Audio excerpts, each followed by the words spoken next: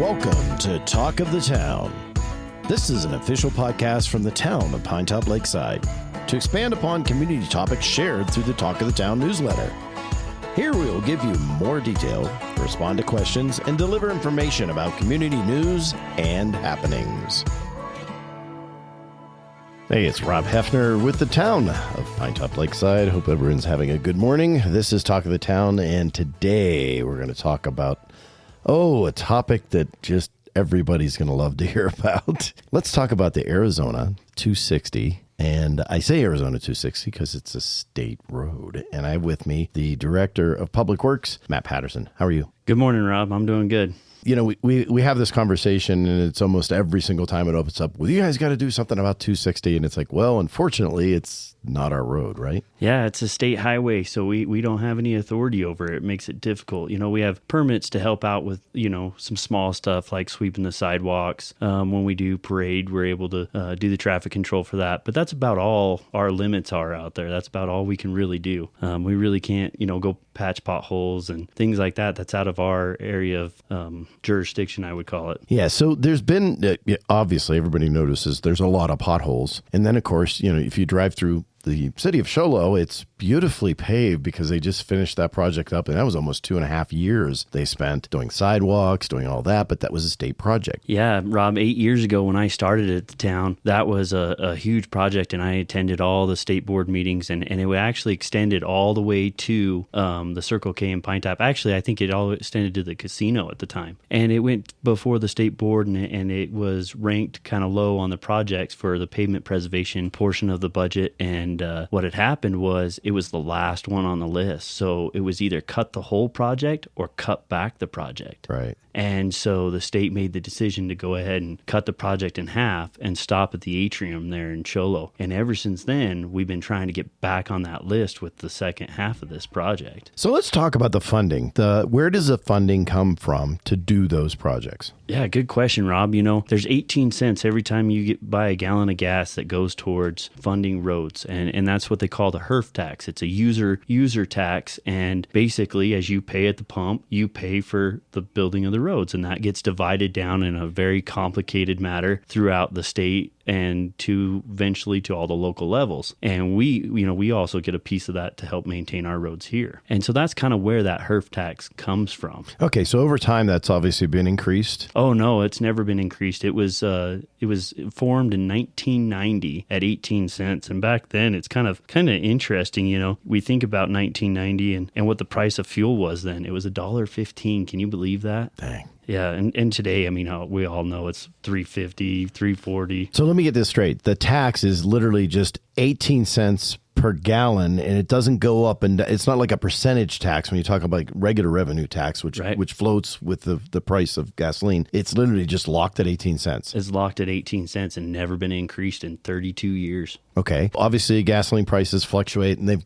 gone up because of things that happen. But what about efficiency and fuel? Doesn't that play into this as well? Oh, absolutely. Back then in 1990, a Ford F-150 was getting 13 miles a gallon. Nowadays, they're getting anywhere from 23 to 25. So you're able to go farther with the same tax that was supposed to pay for this, 32 years ago. And to go a little farther, the reason why the fuel matters to us is roads made of oil. And so when prices of fuel goes up, right, then you can directly relate that to what it costs to build a road. Back in 1990, it was $20 a barrel. We're talking $100 plus a barrel now, and you can see that that's reflected into it. So what's that? Like 5 times, somewhere around there, 5 times what it used to cost to build a road. Also, in that time frame, we've had more hybrid vehicles, and of course, we now have electric vehicles, which don't pay a single penny at the pump for anything. No, and the only way they can get taxed is at like the VLT level. But then the governor in the state, I'm not sure the governor, I should say the state, went out and said, okay, if you're going to drive a hybrid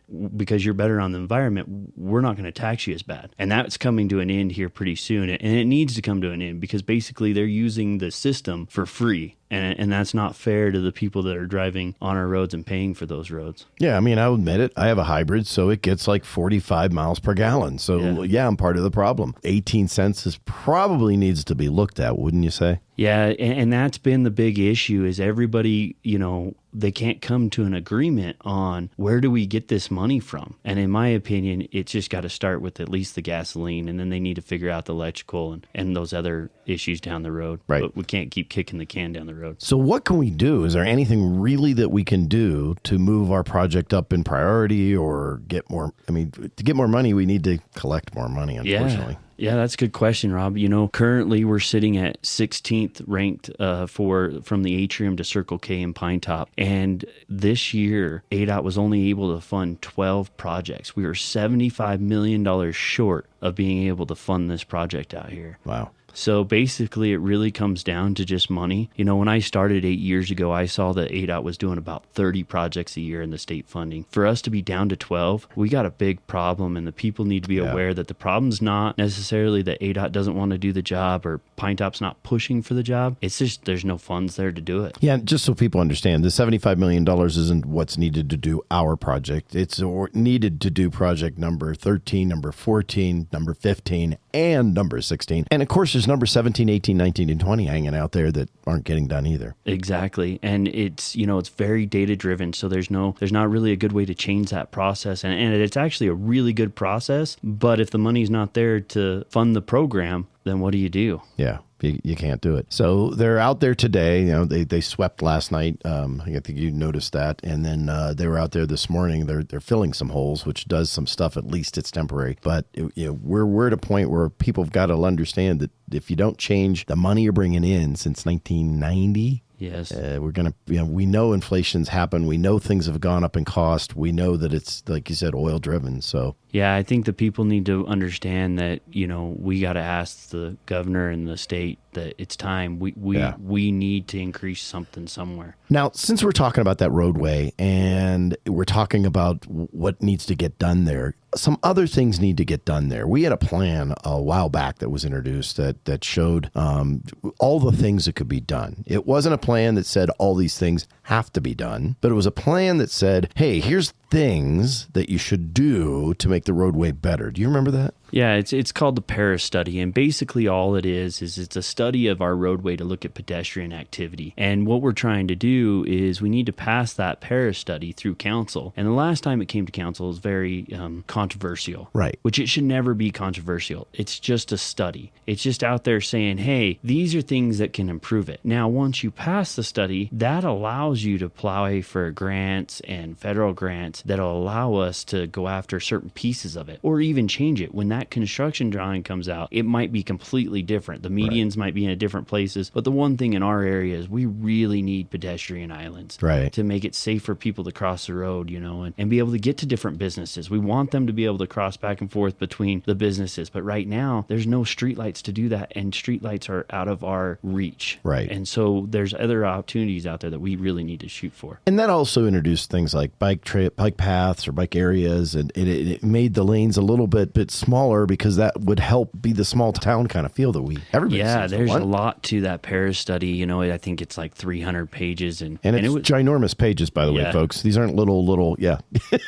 And it cost the town applied for a grant. It was a $300,000 grant to put that together, and it's a really important document for planning. Is really what it comes down to.